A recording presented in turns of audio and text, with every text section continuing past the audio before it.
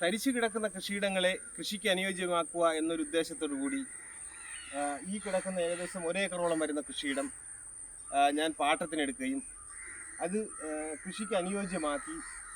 ഇപ്പോൾ അവിടെ ഏകദേശം 1 ഏക്കറോളം വരുന്ന സ്ഥലത്ത് മരിച്ചീനി, അതുപോലെ തന്നെ ചേന, ചേമ്പ്, കാച്ചിൽ തുടങ്ങിയ എല്ലാ കിഴങ്ങ് വിളകളും ഞാനിപ്പോൾ ഇവിടെ കൃഷി ചെയ്തിരിക്കുകയാണ്.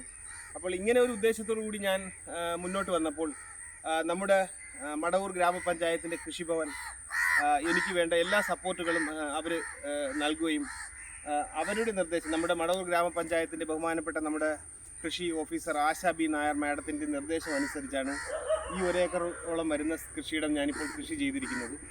അതുപോലെ തന്നെ